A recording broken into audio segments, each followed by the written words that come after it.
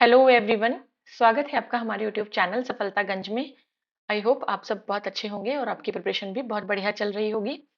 जैसा कि आप जानते हैं कि हमारी घटना चक्र की सीरीज चल रही है जिसमें हमने कल से अपना नया सब्जेक्ट स्टार्ट किया है जो कि है एनवायरमेंट एंड इकोलॉजी यानी पर्यावरण और पारिस्थितिकी।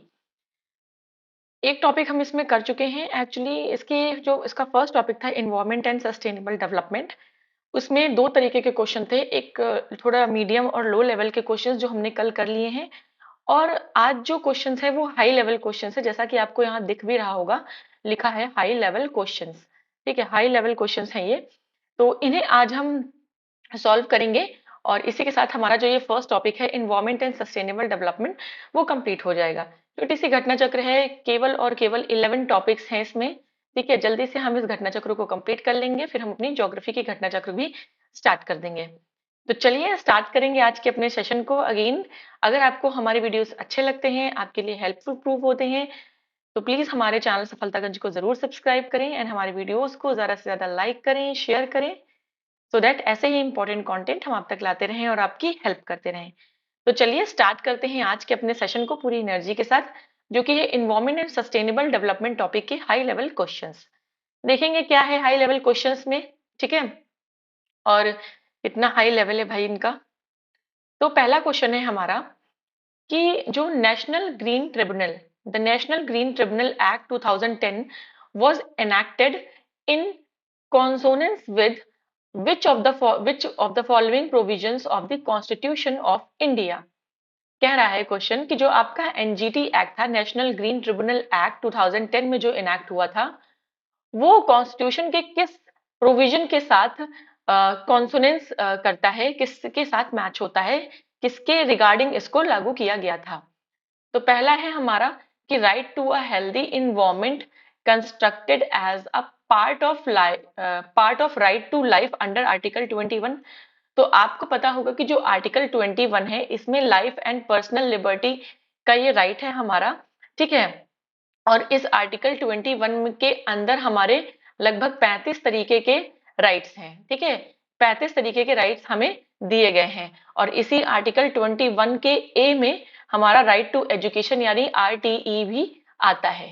ठीक है, तो इतना आपको बेसिक याद होना चाहिए कि आर्टिकल 21 में लाइफ एंड पर्सनल लिबर्टी की बात है, ये एक फंडामेंटल राइट है, और इसके 21 के ए में आरटीई यानी राइट टू एजुकेशन का राइट है। और इस आर्टिकल 21 के अंदर लगभग 35 तरीके के हमें राइट दिए गए हैं, जैसे life, right to life, right to clean water का, सैनिटेशन का, फूड का, एक जो बेसिक राइट होते हैं, जो बेसिक ह्यूमन राइट्स होते हैं, वो हमें मिलने चाहिए। ठीक है, तो यस, एनजीटी जो आया था आपका 2010 में, तो उसमें जो आपका आर्टिकल 21 है वो जरूर इंक्लूड होगा, उसके बेस पे था, क्योंकि इसमें हेल्दी इन्वायरमेंट की बात हो रही है और एनजीटी भी आपका हेल्दी इन्वायरमेंट की बात करता है। नेक्स्ट है हमारा कि provisions of grants for raising the level of administration in the scheduled areas for the welfare of scheduled tribes under article 275 का 1। तो देखिए यहाँ पर शेड्यूल ट्राइब की बात हो रही है, यानी जनजातियों की बात हो रही है। तो जनजातियों का एनजीटी से हमारा कोई लेना देना नहीं है। ठीक है, जनजातियों का एनजीटी से कोई लेना देना नहीं है। नेक्स्ट है powers and functions of gram सभा as mentioned under article 243A। तो ग्राम सभा का भी इस आर्टिकल 21 से कोई लेना देना नहीं है। तो इस हिसाब से आपका 1 जो है वो केवल करेक्ट हो जाएगा, 2 और 3 आपके यहाँ पे करेक्ट नहीं होंगे रिगार्डिंग आपका एनजीटी एक्ट 2010। ठीक है, तो ओनली 1 आपका करेक्ट होगा, ना कि आपके 2 और 3 करेक्ट होंगे। ठीक है, और आपको मैंने बताया भी था एनजीटी के बारे में कल कि एनजीटी पहले नेशनल एपिलेट अथॉरिटी था। ठीक है, उसके बाद जो 1997 में बना था, कब, 1997 में क्या था आपका, नेशनल इन्वायरमेंट एपिलेट अथॉरिटी, निया था। ठीक है, एनईए था, एनईए भी कह देते हैं, कहीं कहीं पर इसको कहते थे नेशनल इन्वायरमेंट अथॉरिटी। ठीक है, या कहीं कहीं पर नेशनल इन्वायरमेंट एपिलेट अथॉरिटी भी कहते हैं। तो ये 1997 में बना था, फिर ये आगे चल के 2010 में इसको हमने क्या किया, एनजीटी बना दिया। ठीक है, इसको डिसॉल्व करके एनजीटी बना दिया। ये मैंने आपको बताया था। ठीक है, और यहाँ पर एक चीज और याद रखिएगा कि 18 अक्टूबर 2010 को जब एनजीटी बना तो उस समय इसके जो चेयरमैन थे वो जस्टिस लोकेश्वर सिंह पंटा। ठीक है, ये पहले चेयरमैन थे आपके एनजीटी के। ठीक है, तो यस, तो आपका पहले जो चेयरमैन थे वो जस्टिस लोकेश्वर सिंह पंटा थे। एंड प्रेजेंट चेयरमैन इसमें दिखा रहा है आदर्श गोयल, लेकिन आदर्श गोयल नहीं है। ये क्वेश्चन आपका पुराना होगा, हाँ 2012 का है क्वेश्चन। इस समय आपको मैंने बताया है, इस समय आपके एनजीटी के जो हैं वो जस्टिस प्रकाश श्रीवास्तव। ठीक है, जस्टिस प्रकाश श्रीवास्तव हैं। ठीक है, आदर्श गोयल इनसे पहले थे, आदर्श गोयल अभी नहीं है। जस्टिस प्रकाश श्रीवास्तव चेयरमैन है और इसका जो हेडक्वार्टर है वो न्यू दिल्ली में है। ठीक है, तो ये था आपका क्वेश्चन। नेक्स्ट क्वेश्चन है हमारा, the national green tribunal came into force in, जो आपका एनजीटी है वो कब फोर्स में आया? तो इसमें आपके पास है अक्टूबर 2010, नवंबर 2008, अप्रैल 2012 एंड जनवरी 2011। तो नवंबर तो हो नहीं सकता क्योंकि 18 अक्टूबर 2010 को तो बना ही था एनजीटी। ठीक है, राइट। तो आपको पता है कि 18 अक्टूबर 2010 को एनजीटी बना था, तो अक्टूबर 2010 को केम इनटू फोर्स एनजीटी हमारा अस्तित्व में आया। ठीक है, चलिए नेक्स्ट क्वेश्चन नंबर 3 है हमारा, national green tribunal was established by the government of India in, तो कब एस्टैब्लिश किया गया? तो अभी हमने पढ़ा 18 ऑफ अक्टूबर 2010। ठीक है, तो 2010 को ये एस्टैब्लिश हुआ, तो 2010 आपको याद रखना है। नेक्स्ट है the author of green development, green development नाम की बुक ये जो है आपकी किसने लिखी थी? ठीक है, तो ग्रीन डेवलपमेंट नाम की जो ये बुक है, ये याद रखिएगा आप, इन्वायरमेंट से रिलेटेड बुक है। इससे पहले अभी हमने एक और बुक पढ़ी, क्या नाम था जिसका? जिसका नाम था साइलेंट स्प्रिंग्स। किसने लिखी थी? तो ये लिखी थी रेचल कार्सन ने। ठीक है, रेचल कार्सन ने बुक लिखी थी साइलेंट स्प्रिंग्स। तो ये दूसरी बुक हम यहाँ पे पढ़ रहे हैं ग्रीन डेवलपमेंट। तो ग्रीन डेवलपमेंट आपकी याद रखिएगा WM एडम्स ने इस बुक को लिखा है। WM एडम्स इसके राइटर हैं, इसके ऑथर हैं, किसके? ग्रीन डेवलपमेंट नाम के बुक के। ठीक है, चलिए नेक्स्ट क्वेश्चन पे आएंगे हम। नेक्स्ट क्वेश्चन देखेंगे क्या कह रहा है। नेक्स्ट क्वेश्चन हमारा कह रहा है कि what is Rio plus 20 conference often mentioned in the news. ठीक है, तो रियो प्लस 20 का मतलब मैंने आपको बताया था कि रियो कॉन्फ्रेंस हमारी हुई थी रियो डी जेनेरियो में 1992 में। ठीक है, तो अब ये प्लस 20 यानी कि इसमें हम 20 ईयर्स जब प्लस कर देंगे तो ये 2012 हो जाएगा। तो इसका मतलब रियो को बेस बनाकर 2012 में यानी कि 1992 के 20 साल बाद भी एक कॉन्फ्रेंस हुई थी। ठीक है, तो वो रियो प्लस 20 कहलाती है। तो आपको बताया था मैंने कि सस्टेनेबल डेवलपमेंट का कॉन्सेप्ट 1987 के करीब आया। ठीक है, उसके बाद जब रियो प्लस 20 हुआ तो उसमें भी आपके सस्टेनेबल डेवलपमेंट की बात की गई थी। ठीक है, तो ऑप्शन देखते हैं हम कि it is a United Nations conference on sustainable development, it is a ministerial meeting on of the World Trade Organization. तो देखिए ट्रेड ऑर्गेनाइजेशन से कोई मतलब नहीं है हमें, ये तो इन्वायरमेंट पे थी ना, हमें पता था रियो भी इन्वायरमेंट पे थी, तो रियो प्लस 20 भी इन्वायरमेंट पे होगी। नेक्स्ट है it is a conference on the inter governmental panel on the climate change. तो आईपीसीसी का कोई इसमें इसकी नहीं थी कॉन्फ्रेंस। और it is a conference of the member countries of the convention on biological diversity. तो ये भी नहीं था, बायोलॉजिकल डाइवर्सिटी पे 2002 में हुई थी। ठीक है, तो आपका जो ये फर्स्ट ऑप्शन है ये करेक्ट होगा, क्योंकि ये यूनाइटेड नेशंस की कॉन्फ्रेंस थी किस पे? सस्टेनेबल डेवलपमेंट पे। So it is the United Nations conference on sustainable development. ठीक है, तो आपका ए ऑप्शन करेक्ट होगा, राइट। चलिए देखिए, ये 20th एनिवर्सरी थी किसकी? आपके जो 1992 में हुई थी आपकी United Nations conference on environment and development UNCED की। ठीक है, और 10th एनिवर्सरी 2002 में हुई थी। ठीक है, और उसका जो सबमिट थी वो कहाँ, जोहानिसबर्ग में हुई थी, साउथ अफ्रीका में है ये, जोहानिसबर्ग में हुई थी। चलिए नेक्स्ट है, in the year 1997 the world environment conference was organised in. अब देखिए 1997 यानी कि रियो प्लस 5 की बात कर रहा है, ठीक है। 1997 में कहाँ हुई थी? तो जो आपका रियो प्लस 5 जिसे हम कहते हैं, जो 1997 में हुआ, वो आपका बेसिकली क्योटो प्रोटोकॉल था, ठीक है। इसको क्योटो प्रोटोकॉल के नाम से भी जानते हैं हम, इसको क्योटो प्रोटोकॉल भी कहते हैं। और ये जो क्योटो प्रोटोकॉल है, ये आपकी इन्वायरमेंट क्लाइमेट चेंज से रिलेटेड है। किससे? ये क्लाइमेट चेंज से रिलेटेड है, ठीक है, ये क्लाइमेट चेंज से रिलेटेड है। इसी पे हम एक पढ़ते हैं, मॉन्ट्रियल, ठीक है। मॉन्ट्रियल एंड क्योटो प्रोटोकॉल में लोग कंफ्यूज होते हैं, ठीक है। एक है मॉन्ट्रियल प्रोटोकॉल, ठीक है। ये जो मॉन्ट्रियल प्रोटोकॉल है, ये बेसिकली ये ओजोन डिप्लीशन के लिए था, ओजोन के लिए, और ये 1987 में हुआ था, ठीक है। तो ये आपको याद रखना है कि कब आपका मॉन्ट्रियल हुआ था और मॉन्ट्रियल किससे रिलेटेड है, और क्योटो कब हुआ था और क्योटो किससे रिलेटेड है। तो क्योटो को ही हम रियो प्लस 5 कहते हैं, या 1997 वाला वर्ल्ड इन्वायरमेंट कॉन्फ्रेंस कहते हैं, ठीक है। और क्योटो कहाँ है? क्योटो आपका जापान में है, ठीक है, क्योटो जापान में है।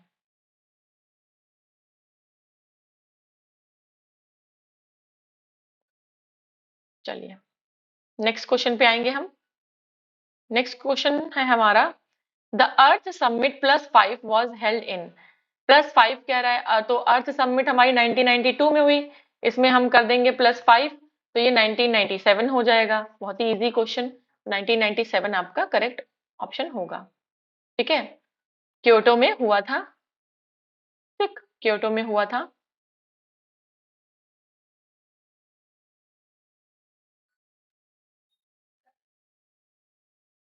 ये देखिए यहाँ पर लिखा हुआ है, मीटिंग अर्थ समिट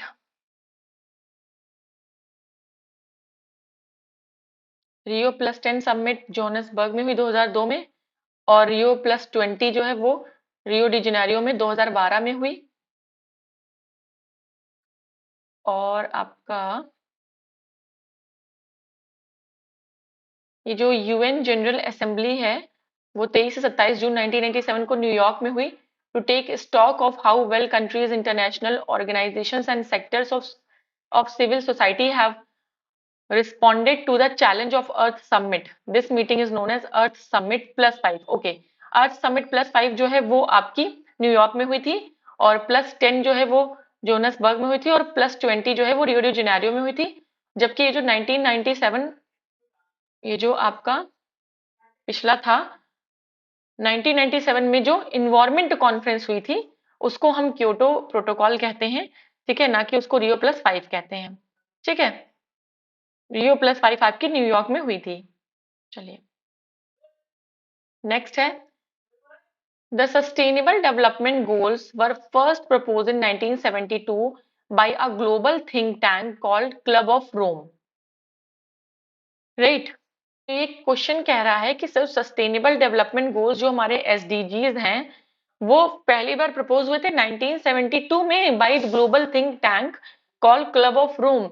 तो देखिए आपको पता है कि जो एसडीजीज हैं, उस पर हमारा रियो प्लस 20 हुआ था 2012 में। कहां पर हुआ था? रियो डी जेनेरियो में हुआ था, ठीक है। वहां पर सबसे पहली बार आपको सस्टेनेबल डेवलपमेंट गोल्स के बारे में बताया गया। उसके पहले हमारे एमडीजीज चलते थे, मिलेनियम डेवलपमेंट गोल, जो कि 8 थे, जबकि हमारे एसडीजीज कितने हैं? वो हमारे 17 हैं, ठीक है, 17 है। और जो हमारे एमडीजीज थे वो हमारे 8 थे, ठीक है। तो रियो प्लस 20 2012 में पहली बार हमने एसडीजीज की बात की थी, ना कि 1972 में हमने इसकी बात की थी, ठीक है। दूसरा कह रहा है कि the sustainable development goals have to be achieve by 2030। तो यस, ये बिल्कुल करेक्ट है। अभी हमने पढ़ा था इसके पहले वाले लेक्चर में कि 2015 में हमने गोल्स को स्टार्ट किया, और 2030 तक का टारगेट रखा है कि हमें अपने एसडीजीज को कंप्लीट करना है, अचीव करना है, ठीक है। तो इस हिसाब से जो सेकंड है आपका वो करेक्ट हो जाएगा, फर्स्ट आपका करेक्ट नहीं होगा, क्योंकि वो 2012 के रियो समिट में, रियो प्लस 20 समिट में उसको बताया गया था, पहली बार उसके बारे में बात की गई थी, ठीक है। नेक्स्ट क्वेश्चन पे आएंगे हम अपने, who has propounded the concept of limits to growth. देखिए लिमिट्स टू ग्रोथ जो है वो रिपोर्ट थी, वो जो आपकी कॉन्फ्रेंस क्लब ऑफ रोम में हुई थी, उस रिपोर्ट का नाम था लिमिट्स टू ग्रोथ। ठीक है, जबकि जो ब्रूटलैंड कमीशन जिसको हम ब्रूटलैंड की रिपोर्ट थी आवर कॉमन फ्यूचर। ठीक है, our common future, our common future, ये थी ब्रूटलैंड रिपोर्ट की। ठीक है, एजेंडा 21 तो अर्थ समिट जो थी, अर्थ समिट जो हमारी 1992 में हुई थी, उसकी रिपोर्ट का नाम था एजेंडा 21। ठीक है, चलिए, ये क्लब ऑफ रोम का था लिमिट्स टू ग्रोथ जो रिपोर्ट थी। क्या हुआ कि अप्रैल 1968 में 30 लोगों ने जिसमें साइंटिस्ट थे, एजुकेटर्स थे, इकोनॉमिस्ट थे, ह्यूमैनिस्ट थे, इंडस्ट्रियलिस्ट थे एंड गवर्नमेंट ऑफिशियल थे, ये एक जगह पर इन्होंने मीटिंग की। कहाँ पर? Academia dei Lincei in Rome, the Club of Rome जिसे हम बोलते हैं। ठीक है, तो जो क्लब ऑफ रोम है was born from this meeting as an informal organization. The concept of limits to growth was propounded by Club of Rome. तो इतना आपको याद रखना है कि जो कॉन्सेप्ट है Club of limits to growth का, ये क्लब ऑफ रोम ने propound किया था। ठीक है, इसे दिया था। चलिए, नेक्स्ट क्वेश्चन है हमारा question number 10, assertion reason type का क्वेश्चन है।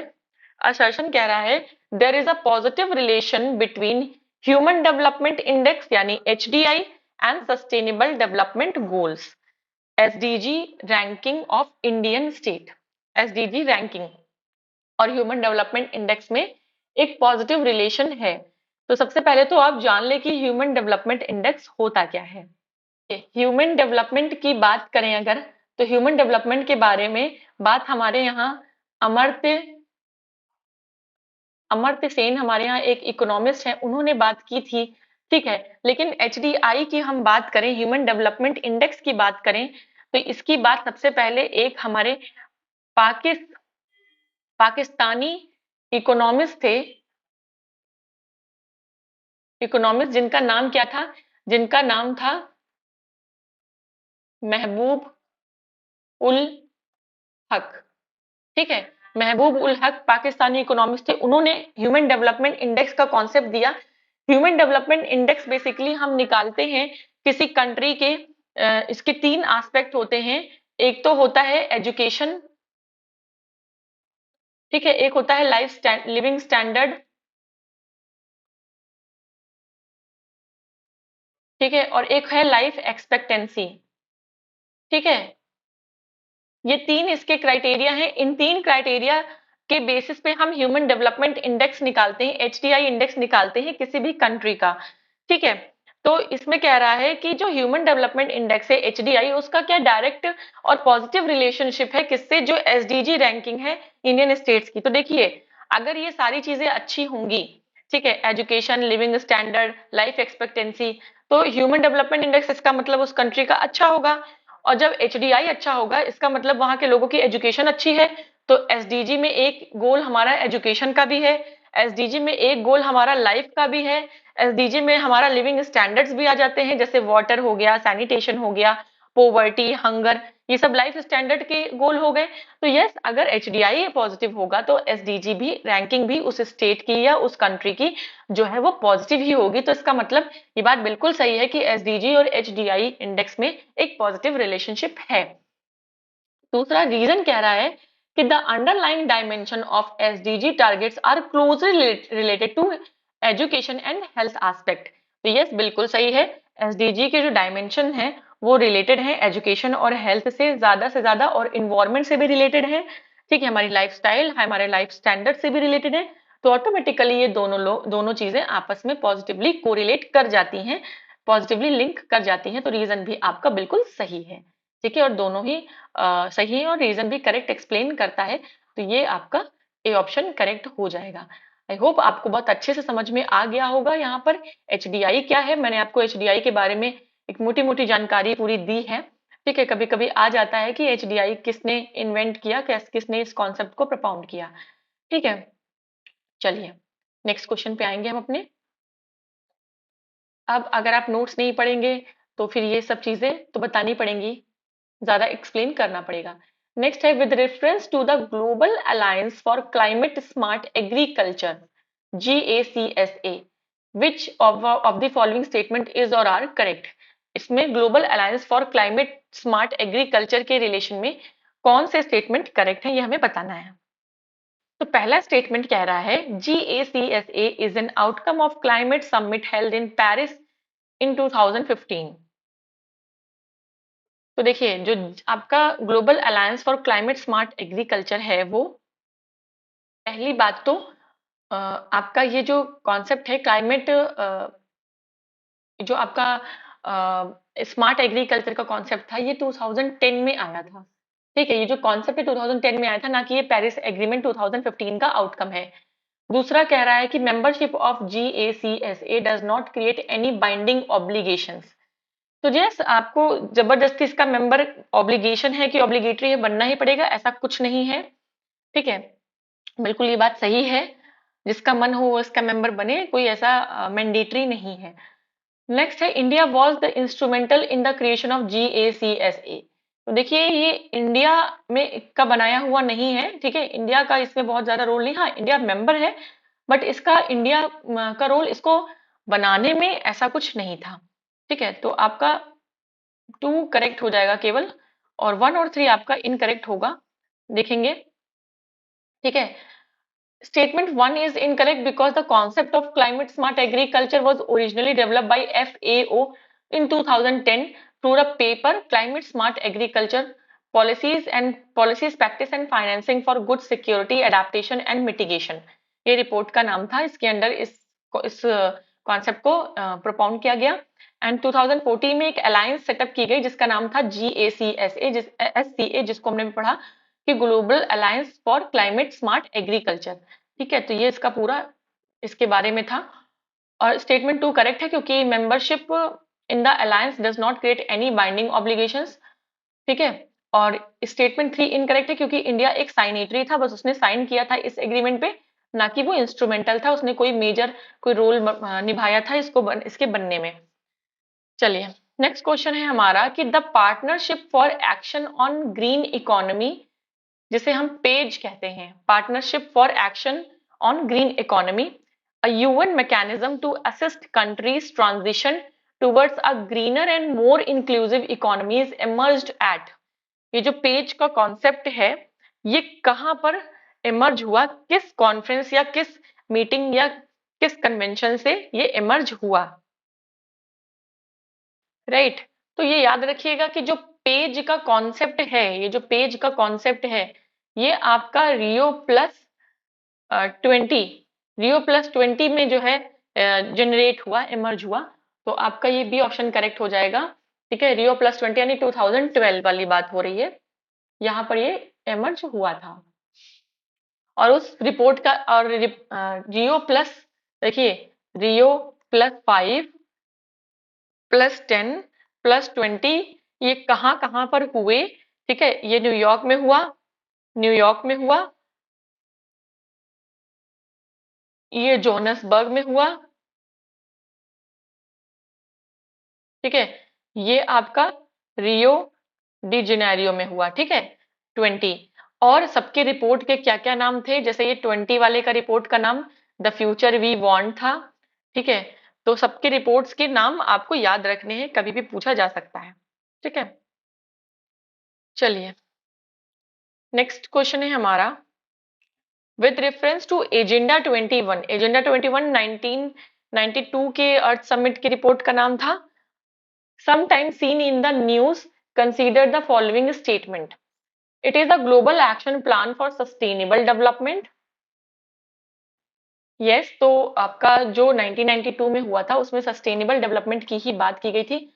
उसके बाद तो इसमें सस्टेनेबल डेवलपमेंट प्लान की बात की गई थी, बिल्कुल सही है। And it originated in the world summit on sustainable development held in Johannesburg 2002। तो ये तो बहुत बाद की बात हो गई। ठीक है, ये एजेंडा 21 तो आपका पहले की बात है, 1992 की बात है। ठीक है, तो आपका 1 करेक्ट होगा, सेकंड आपका इनकरेक्ट हो जाएगा। ठीक है, सेकंड आपका सही नहीं होगा। ठीक, देखिए 1992 में हुआ ये एजेंडा 21, जबकि वो जो आपका कह रहा है 2010 की बात कर रहा है, तो वो 2 की बात कर रहा है, वो गलत है। नेक्स्ट है many transplanted seedling do not grow because, जो ट्रांसप्लांटेड सीडलिंग्स होते हैं वो ग्रो नहीं करते हैं, क्यों? The new soil does not contain favourable minerals. Transplanted का मतलब समझ रहे हैं?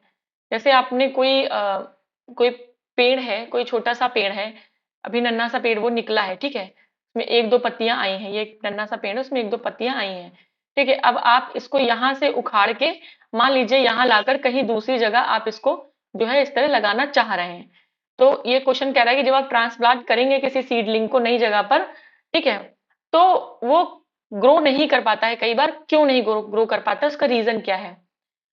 क्या जो नई सॉइल है, जो नई मिट्टी है, उसमें मिनरल्स नहीं है? ऐसा नहीं है कि उस सॉइल में मिनरल्स नहीं है। Most of the root hairs grip the new soil too hard, बहुत तेजी से जो रूट हेयर्स होते हैं वो सॉइल को पकड़ लेते हैं। तो ऐसा नहीं है, अगर पकड़ ही लेंगे तो ये तो अच्छी बात होगी, अच्छे से वाटर एंड मिनरल्स एब्जॉर्ब होके प्लांट में जाएगा, तो प्लांट की ग्रोथ तो अच्छी होगी। हाँ, बहुत सारे रूट हेयर लॉस्ट हो जाते हैं ड्यूरिंग ट्रांसप्लांटेशन, ये बात आपकी बिल्कुल सही है कि बहुत सारे जो रूट हेयर्स होते हैं, जो जड़ों में जो ये जड़ें हैं, इसमें छोटे छोटे छोटे से हेयर्स होते हैं, जिसकी वजह से वो मिनरल्स और वाटर को एब्जॉर्ब करते हैं, वो डैमेज हो जाते हैं, उनकी संख्या कम हो जाती है, तो इसलिए ज्यादा मिनरल और वाटर प्लांट को नहीं मिल पाता है, और प्लांट जो है वो ग्रो नहीं कर पाता, इसकी डेथ हो जाती है, ठीक है। तो सी ऑप्शन आपका करेक्ट हो जाएगा। नेक्स्ट क्वेश्चन आएंगे हम। नेक्स्ट क्वेश्चन कह रहा है इन्वायरमेंटल डिग्रेडेशन का क्या मतलब होता है? देखो, डिग्रेड करना का मतलब होता है किसी चीज का खराब होना या किसी चीज का नष्ट होना, ठीक है, जिस जो हिंदी मीडियम वाले हैं उनके लिए बता रही हूँ, नष्ट होना या किसी चीज का डिग्रेड करना, ठीक है, खराब होना, नष्ट करना, या धीरे धीरे किसी चीज का कैसे बोले मैं, हिंदी में मैं क्या बताऊं आपको, डिग्रेड करना समझ जाइए कि डिग्रेडेशन का मतलब कोई धीरे धीरे चीज खराब हो रही होती है, ठीक है। सड़ना नहीं कहेंगे इसको हम, सड़ना अलग चीज होती है, वो रॉटिंग होती है, वो अलग चीज होती है, ठीक है।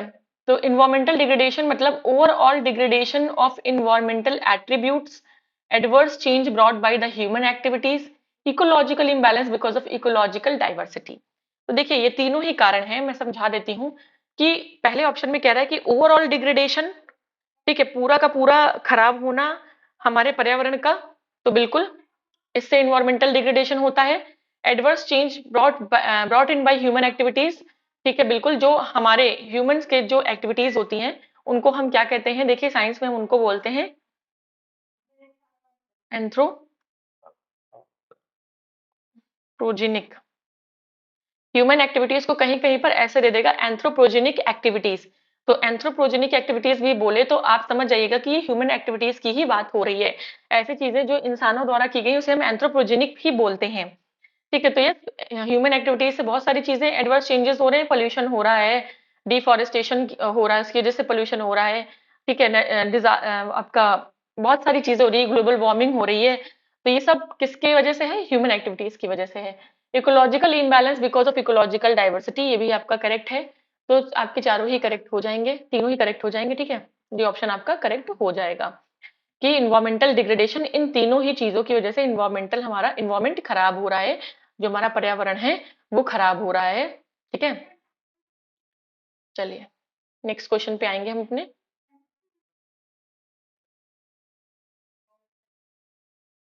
नेक्स्ट क्वेश्चन देखिए क्या कह रहा है, which one of the following is related to protection of ecological balance. Ecological balance के प्रोटेक्शन के लिए क्या क्या जरूरी है? देखिए, एक फॉरेस्ट पॉलिसी होना जरूरी है, बिल्कुल फॉरेस्ट पॉलिसी होगी, उस पॉलिसी के हिसाब से हम काम करेंगे। फॉरेस्ट पॉलिसी अभी हमारे पास रिसेंटली 2006 की है भी, जिस पर काम कर रहे हैं हम। तो हम फॉरेस्ट पॉलिसी में इन्वायरमेंट को conservation, plant conservation, forest conservation की बात कर सकते हैं, बायोडाइवर्सिटी कंजर्वेशन की बात करते हैं। इन्वायरमेंट प्रोटेक्शन एक्ट भी होना चाहिए, बिल्कुल 1986 का हमारे पास है भी, ठीक है। इंडस्ट्रियल पॉलिसी, बिल्कुल एक इंडस्ट्रीज की पॉलिसी होनी चाहिए कि कौन सी इंडस्ट्री किस एरिया में लगनी चाहिए, उसका वेस्ट कहाँ जाना चाहिए, उसके वेस्ट को कैसे मैनेज करना है, कहाँ उसके वेस्ट को हमें डिस्पोज करना है, ठीक है।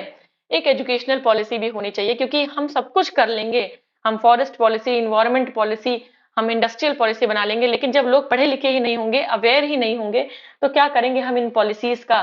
कि आप पढ़े लिखे तो बहुत हैं, लेकिन आप प्लास्टिक यूज कर रहे हैं, आप सड़क पे से प्लास्टिक में खाना भर के फेंक रहे हैं, उसको एनिमल्स खा रहे हैं, मर रहे हैं। तो जब आप एजुकेटेड ही नहीं होंगे तो क्या मतलब है इन सब पॉलिसीज का? तो ये इसमें सारे ही ऑप्शन आपके करेक्ट हो जाएंगे। ठीक है, चलिए, अच्छे क्वेश्चंस हैं ये। नेक्स्ट है हमारा कि concerning global environment facility which one of the following statement is और are correct. Global environment facility को हम देखते हुए इनमें से कौन से स्टेटमेंट करेक्ट हैं?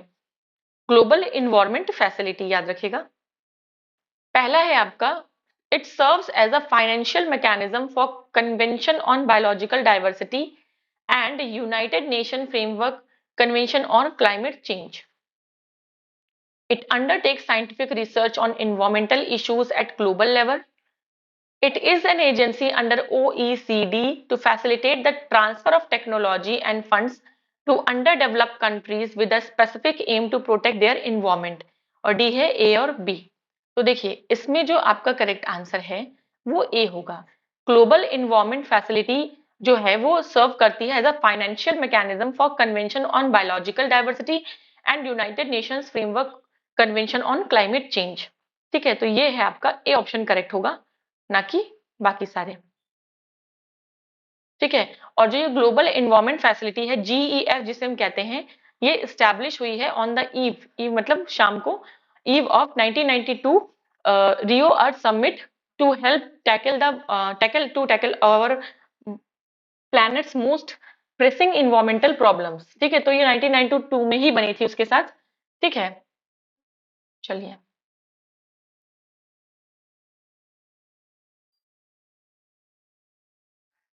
नेक्स्ट पे आएंगे हम।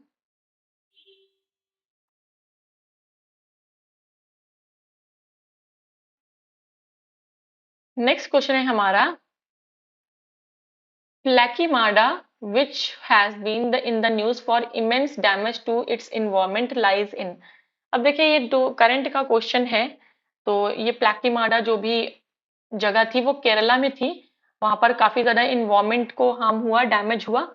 ठीक है, तो करंट का क्वेश्चन था, तो इस तरीके से करंट के क्वेश्चन हम बहुत ज्यादा इस पे नहीं डिटेल में बात करेंगे।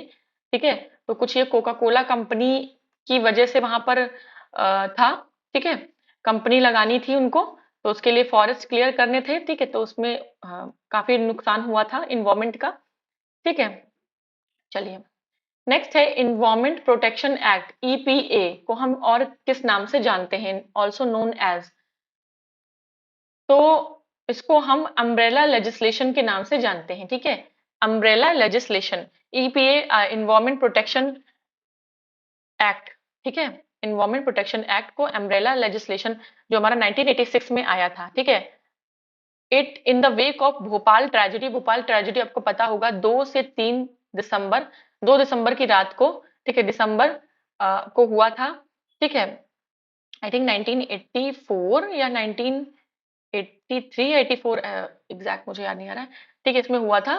तो आपका जो है मिथाइल आइसोसाइनेट, ये गैस लीक हो गई थी जिसकी वजह से कई लोग मर गए थे। ठीक है, और जब मिथाइल आइसोसाइनेट गैस लीक हुई तो आप कहेंगे कि गैस लीक हुई तो इतने लोग मर कैसे गए? गैस तो ऊपर जाके हवा में इन्वायरमेंट में चली जाती है। ठीक है, तो फिर कैसे मर गए? तो देखिए जो ये एमआईसी गैस होती है, ठीक है, एमआईसी गैस ये थोड़ी सी ना हैवी होती है। तो हैवी होने की वजह से ये गैस बहुत ज्यादा ऊपर नहीं जा पाई इन्वायरमेंट में, ये नीचे रह गई, इसलिए ज्यादा लोग कंजेशन की वजह से, लंग्स में कंजेशन की वजह से वो मर गए। ठीक है, और जो कंपनी थी जिस कंपनी से ये लीकेज हुआ उसका नाम था आपका union carbide limited. Union carbide limited, ये एक लापरवाही थी। ठीक है, वहां के लोगों की लापरवाही थी कंपनी के, जिसकी वजह से ये हुआ। ठीक है, तो इतना याद रखिएगा भोपाल गैस ट्रेजेडी के बारे में। उसी के बाद ये आपका 1986 में बना इन्वायरमेंट प्रोटेक्शन एक्ट। नेक्स्ट है the genetic engineering appraisal committee is constituted under. जो जेनेटिक इंजीनियरिंग अप्रेजल कमिटी है वो किसके अंडर बनी हमारी? तो ये जो है हमारी genetic engineering appraisal committee environment protection act 1986 के अंडर बनी। ठीक है, ये आपको याद रखना है। नेक्स्ट क्वेश्चन पे आएंगे हम अपने।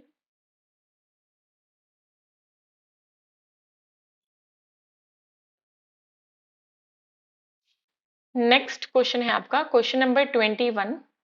With reference to the circumstances in Indian agriculture, the concept of conservation agriculture assumes significance. Which one of the following fall under the conservation agriculture? इनमें से conservation agriculture के अंडर कौन आता है? Avoiding monoculture practices, adopting minimum टीलिएज मतलब खुदाई करना, उसका यूज करना, ठीक है। तो यस, मिनिमम टीलिएज हमें करना चाहिए, ठीक है। तो ये आपका कंजर्वेशन एग्रीकल्चर में आता है, ठीक है। मोनोकल्चर प्रैक्टिस नहीं, देखिए कई सारे, मोनोकल्चर का मतलब है कि अगर आप किसी खेत में धान उगा रहे हैं तो बस उसमें हर वक्त धान ही उगाते रहें, बार बार बार बार, तो ऐसा नहीं है। अलग अलग फसल उगाने से, अलग अलग क्रॉप उगाने से अलग अलग न्यूट्रिएंट्स की मात्रा बढ़ती घटती रहती है सॉइल में। तो इसलिए हमें मोनोकल्चर प्रैक्टिस तो नहीं करनी चाहिए, ठीक है। ये हमें करना चाहिए, अडॉप्टिंग मिनिमम टीलिएज। दूसरा है avoiding the cultivation of plantation crops. Plantation crops को अवॉइड करना चाहिए। ऐसा क्यों भाई, प्लांटेशन क्रॉप्स को क्यों अवॉइड करना चाहिए भाई? प्लांटेशन क्रॉप्स तो करनी चाहिए, cultivation of plantation crops avoid नहीं करना चाहिए। चौथा है आपका using crop residues to cover the soil surface. बिल्कुल, जो हम उगाते हैं, जो भी फसल उगे, जैसे हम जब चावल उगाते हैं, गेहूं उगाते हैं, तो गेहूं निकालने के बाद जो उसका भूसी बचती है, जो चीजें बचती हैं, वो सॉइल को कवर उससे कर देना चाहिए, ताकि जो उसमें जो वो उसके अल्टीमेटली सड़ के उस मिट्टी में चला जाए, और जो उसके जो न्यूट्रिएंट्स है वो मिट्टी में मिल जाए जाके। पांचवा है adopting spatial and temporal crop sequencing, crop rotation. बिल्कुल, क्रॉप रोटेशन करना बहुत इंपॉर्टेंट है। क्रॉप रोटेशन का मतलब समझ रहे हैं आप? एक बार हमने चावल उगाया, राइस, ठीक है, फिर हमने रोटेट करके इसमें वीट उगा दिया, फिर हमने उसमें रोटेट करके मान लीजिए मक्का उगा दिया, ठीक है। तो क्रॉप रोटेशन बहुत जरूरी है, अलग अलग, क्योंकि अलग अलग क्रॉप को अलग अलग न्यूट्रिएंट्स की जरूरत होती है, ठीक है। तो मिट्टी में भी फिर उस न्यूट्रिएंट्स की कमी या बढ़ोतरी हमें देखने को मिलती है जब हम क्रॉप रोटेशन करते हैं।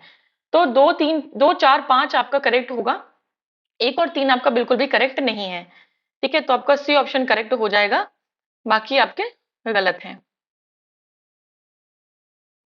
चलिए, नेक्स्ट है हमारा, as a result of their annual survey, the National Geographic Society and an international polling firm GlobeScan gave the India top rank in green index 2009। What is this score? देखिए, green index को green index बोल दिया है, 2009 की बात कर रहा है, करंट क्वेश्चन है। लेकिन यहाँ पर इसने ये नहीं पूछा कि इंडेक्स में स्कोर क्या था। अगर स्कोर पूछता तो वो करंट हो जाता। ये कह रहा है ग्रीन इंडेक्स जो है ना, उसमें जो स्कोर है, ये स्कोर बेसिकली जो दिया जाता है ग्रीन इंडेक्स का स्कोर, ये स्कोर है क्या, इसमें क्या मेजर करते हैं आप, ये पूछ रहा है। तो ये अभी भी आ सकता है, ठीक है। तो ये जो ग्रीन इंडेक्स स्कोर है, देख लेंगे हम। It is a measure of effort made by different countries in the adopting technologies for reducing carbon footprint। Carbon footprint से इसका क्या ही लेना देना। दूसरा देखेंगे, it is a measure of environmentally sustainable consumer behaviour in different countries. Yes, ये आपका हो सकता है। नेशनल ज्योग्राफिक सोसाइटी, देखिए ज्योग्राफिक की बात कर रहा है, सोसाइटी है, एंड इंटरनेशनल पोलिंग फर्म, ठीक है, globe scan give India top rank, ठीक है। तो ये आपका सोसाइटी की बात कर रहा है, तो आपका ये हो जाएगा, it is a measure of environmentally sustainable consumer behaviour in different countries, ठीक है। तो ये आपको बिल्कुल याद कर लेना है कि जो हम ग्रीन इंडेक्स निकालते हैं वो इस, ये डायमेंशन है उसका, इसके लिए निकालते हैं, ठीक है। चलिए, ग्रीन इंडेक्स हमारा इसलिए निकलता है, ठीक है। 2008 में शुरू हुआ था, ठीक है। 2014 में इंडिया पहले नंबर पे आ गया था। नेक्स्ट है, which one of the following is the best strategy for environment friendly sustainable development in Indian agriculture? ठीक है, कौन सी एक ऐसी स्ट्रैटेजी है जो best eco friendly sustainable development Indian agriculture में ला सकती है? देखते हैं क्या स्ट्रैटेजीज हैं। पहला है कि expansion of cultivable land, increase use of super phosphate, urea and effective biocides. देखिए बायोसाइड्स बोल रहा है, ठीक है। चलिए, world popularization of high yielding crop varieties, better aid more frequent irrigation, increase frequency and of aerial span of inorganic fertilizers and pesticides। देखिए pesticides का use कह रहे हैं, तो भाई पेस्टिसाइड्स कहीं से भी अच्छे तो नहीं होते हैं, सस्टेनेबल तो नहीं होते हैं, ठीक है। और इनऑर्गेनिक कह रहा है, एक बार को ऑर्गेनिक फर्टिलाइजर्स, जैविक खाद कहता तो एक बार को हम सही मान भी लेते, तो ये ऑप्शन तो सस्टेनेबल के लिए बिल्कुल करेक्ट नहीं है। Mixed cropping, organic manure, nitrogen fixing plants, paste resistant crop varieties, ये हो सकता है क्योंकि इसमें हम सब कुछ इन्वायरमेंट फ्रेंडली चीजों की बात कर रहे हैं। मिक्स क्रॉपिंग करना, ऑर्गेनिक खाद का यूज करना, नाइट्रोजन फिक्सिंग प्लांट को लगाना, पेस्ट रेजिस्टेंट क्रॉप वैरायटीज को लगाना, आगे भी पढ़ लेंगे। Improved farm implements and machinery, use of potent insecticides to minimize post harvest grain losses and monoculture cropping practices, तो ये तो बिल्कुल गलत है, मोनोकल्चर की वजह से और इंसेक्टिसाइड की वजह से। तो आपका जो है इसमें है वो बिल्कुल करेक्ट हो जाएगा, क्योंकि इसमें सब चीजें इन्वायरमेंट फ्रेंडली, इको फ्रेंडली चीजों की बात हो रही है, ठीक है। तो इसमें सुपर फॉस्फेट की बात हुई है, तो ये यूरिया की बात हुई, यूरिया तो भाई एक केमिकल है, ये भी गलत हो जाएगा आपका, ठीक है जी। ये आपका सी ऑप्शन एकदम करेक्ट होगा कि mix cropping, organic manure, nitrogen fixing plant, pest resistant crop varieties, इन सब का हम यूज करेंगे, ठीक है। तो सस्टेनेबल एग्रीकल्चर हो पाएगा इंडिया में, ठीक है। नेक्स्ट है असर्शन रीजन टाइप का क्वेश्चन है, India is a case of an over urbanised country. क्या इंडिया में ओवर अर्बेनाइजेशन है? Most of the large cities in India do not have adequate infrastructure. पहले तो हम देख लें कि ये क्वेश्चन आपका यूपीपीएससी 2017 में आया था, 17 का क्वेश्चन है। तो देखिए India is a case of over urbanise country, over urbanise country कहां से हो जाएगा? देखिए पॉपुलेशन के रेफरेंस में नहीं हम अर्बेनाइजेशन देखते हैं, शहरी जनसंख्या कितनी है वो हम देखते हैं। और आज भी हमारे यहाँ अप्रोक्सीमेटली 70% जो जनता है वो कहाँ रहती है? वो गांव में है, रूरल पॉपुलेशन हमारे यहाँ ज्यादा है। तो जब हमारे यहाँ 70% जो पॉपुलेशन है वो रूरल है, तो हम कैसे कह सकते हैं कि इंडिया ओवर अर्बेनाइज कंट्री का एग्जाम्पल है? ये तो गलत हो जाएगा। ओवर अर्बेनाइज तो तब होता है जब आपका 90%, 95% जो जनता है, वो जो पॉपुलेशन है वो कहाँ रहती? शहर में रहती, ठीक है। रीजन की बात करें वो भी देख लेंगे। Most of the large cities in India do not have adequate infrastructure, बिल्कुल ये बात सही है कि जो बड़ी शहर हैं इंडिया में उनके पास भी इवन जो है एक एडिक्वेट इंफ्रास्ट्रक्चर नहीं है, इंफ्रास्ट्रक्चर में हमारे कमी है बिल्कुल। और 2017 में थी, अभी तो काफी हमने डेवलप कर लिया है। तो रीजन आपका करेक्ट है, लेकिन असर्शन आपका बिल्कुल ही गलत है, ठीक है। हम ओवर अर्बनाइज का केस नहीं है, तो इस तरीके से हमारा डी ऑप्शन जो है वो करेक्ट हो जाएगा, राइट। डी ऑप्शन हमारा करेक्ट हो जाएगा, ना कि ए ऑप्शन करेक्ट होगा, राइट।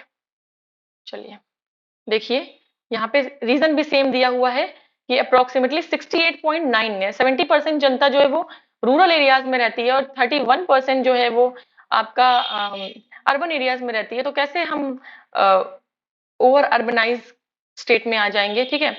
नेक्स्ट है the investigator of natural farming was, natural farming के इन्वेस्टिगेटर कौन थे? तो हम सब पढ़ते हैं, नॉर्मन ई बोरलॉग ने जो है वो इनको वर्ल्ड में ग्रीन रेवोल्यूशन का फादर कहते हैं, वर्ल्ड में और इंडिया में हम एम एस स्वामीनाथन को कहते हैं, ठीक है। तो देखेंगे कि इन्वेस्टिगेटर किसको कहा गया, ठीक है। तो ये तो ग्रीन रेवोल्यूशन की बात हो गई, वर्ल्ड में नॉर्मन बोरलॉग, इंडिया में स्वामीनाथन। लेकिन है यहाँ पे investigator of natural farming, natural farming को किसने डिस्कवर किया था? तो नेचुरल फार्मिंग को ये आपका मसानोबू फुकुओका, ठीक है। ये कोई जापानीज नाम है, मासानोबू फुकुओका, इन्होंने भाई डिस्कवर किया था नेचुरल फार्मिंग को। इनका नाम याद रखिएगा, M S Swaminathan, Norman E Borlaug से कंफ्यूज नहीं होना है। ग्रीन रेवोल्यूशन की बात नहीं हो रही है, नेचुरल फार्मिंग की बात हो रही है, ठीक है।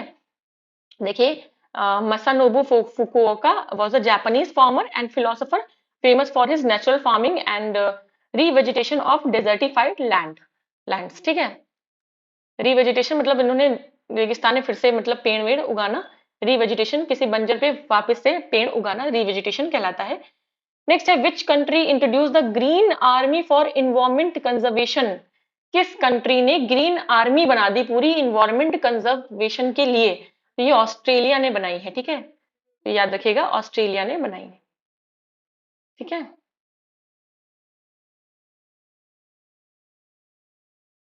नेक्स्ट है हमारा question number 27, during the mid 80s decade of 20th century, negative aspects of development were discussed at large. Which one of the following among was not such important? कह रहा है कि 20th सेंचुरी मतलब 1900 की बात हो रही है और मिड ऑफ 80s डिकेड या 85 के करीब की बात हो रही है, 1985। कह रहा है कि बहुत सारे नेगेटिव एस्पेक्ट थे डेवलपमेंट के, इसमें से कौन सा एक बहुत ज्यादा इंपॉर्टेंट नहीं है? Degradation of natural resources, environmental pollution, politics and development, displacement and rehabilitation of masses. इनमें से हमें बताना है कि कौन सा बहुत ज्यादा इंपॉर्टेंट नहीं है। ठीक है, नेगेटिव एस्पेक्ट में कौन सा इंपॉर्टेंट नहीं है? डिग्रेडेशन ऑफ नेचुरल रिसोर्सेज हमेशा से एक इंपॉर्टेंट चीज रही है। इन्वायरमेंटल पोल्यूशन भी हमारा है ही। डिस्प्लेसमेंट, लोग इधर से उधर जाते हैं, रिहैब उनको करना, उनको जगह देना, वापस से बसाना, ये भी एक बहुत बड़ी समस्या, एक नेगेटिव ही चीज है। लेकिन पॉलिटिक्स एंड डेवलपमेंट इतना इंपॉर्टेंट नहीं है। ठीक है, पॉलिटिक्स एंड डेवलपमेंट इस क्वेश्चन के रिगार्डिंग, इसके कंटेक्स्ट में इतना इंपॉर्टेंट नहीं है। तो यहाँ से सीधे समझ में भी आ रहा है कि बाकी सब में नेचुरल इन्वायरमेंट की बात हो रही है, इस पॉलिटिक्स एंड डेवलपमेंट में इतनी कोई बात नहीं हो रही है। ठीक है, तो ये आपका जाएगा गलत। ओके, तो ये टॉपिक हमारा कंप्लीट हो गया, जिसका नाम था क्या? Environment and sustainable development. इसके हमने मॉडरेट क्वेश्चंस करीब 60 क्वेश्चंस थे और 27 क्वेश्चंस आपके ये थे। ठीक है, तो 87 क्वेश्चंस हमने करीब इसके कर लिए हैं। ठीक है, अब इस टॉपिक से अगर कोई भी क्वेश्चन आपका एग्जाम में आता है तो वो नहीं फंसेगा। ठीक है, आप इसे कर ले जाएंगे, इसे टैकल कर ले जाएंगे। बस आपको करंट अफेयर्स को साथ साथ में करते चलना है। एक कॉपी बनाइए, उसमें लिखिए कि कौन कौन से इंडेक्स पूछे जाते हैं, कौन कौन से रिपोर्ट्स, कौन कौन सी रैंकिंग पूछी जाती है, किस किस इसका स्कोर पूछा जाता है, आपके स्टेट का क्या स्कोर है उस रैंकिंग में, इस रिपोर्ट में। ठीक है, ये इतना अगर आप इसके साथ कर लेंगे, करंट को इनकॉर्पोरेट कर लेंगे, तो आपका कोई भी क्वेश्चन नहीं छूटने पाएगा, ये मेरी गारंटी है। ठीक है, देखिए क्वेश्चन रिपीट होते हैं, मैक्सिमम क्वेश्चन रिपीट होते हैं। अगर आप पीवाईक्यूज कर लेंगे तो यूपीपीएससी में आप लगभग 60 क्वेश्चंस तो यूं ही कर ले जाएंगे पीवाईक्यूज से। ठीक है, 60 क्वेश्चन तो आप यूं ही कर ले जाएंगे। बाकी फिर बचता है किसका रोल? करंट का रोल बचता है आपके। करंट अफेयर्स अगर आपने डेली बेसिस पे किया है तो फिर आपका प्री निकलने से कोई नहीं रोक सकता है। ठीक है, इवन कोई भी वनडे एग्जाम आपका जीएस नहीं खराब होगी, जीएस आपकी बिल्कुल एकदम बढ़िया से हो जाएगी। तो ओके, ये आपका टॉपिक फिनिश होता है। नेक्स्ट हमारा सेकंड नंबर जो टॉपिक है, सेकंड टॉपिक है हमारा इकोलॉजी। ठीक है, इकोलॉजी है और इकोलॉजी को हम अच्छे से पढ़ेंगे। और आप प्लीज कमेंट करके जरूर बताएं कि आपको इस तरीके से ये अच्छा लग रहा है पढ़ना, या आपको नोट्स के साथ पढ़ना अच्छा लगता है, मैं नोट्स कराऊं उसके बाद में क्वेश्चंस पे आऊं, या सीधे डायरेक्ट क्वेश्चंस पे ही थोड़ी चीजें समझाती चलूं। तो आप मुझे कमेंट करके जरूर बताएं। और अगर आपको हमारे वीडियोस अच्छे लगते हैं तो हमारे वीडियोस को प्लीज ज्यादा से ज्यादा लाइक करें, शेयर करें, कमेंट भी जरूर करें, और हमारे चैनल सफलतागंज को जरूर सब्सक्राइब करें। बहुत मेहनत लगती है एक वीडियो बनाने में, उसे एडिट करने में, उसे अपलोड करने में, तो वो भी देखें आप। तो चलिए, आज के लिए इतना ही रखेंगे। मिलते हैं अपने नेक्स्ट वीडियो में नेक्स्ट टॉपिक के साथ, जो कि है इकोलॉजी के बारे में। बहुत इंटरेस्टिंग है टॉपिक, उसको हम बात करेंगे, उसके इंपॉर्टेंट क्वेश्चंस की, पीवाईक्यूज की बात करेंगे।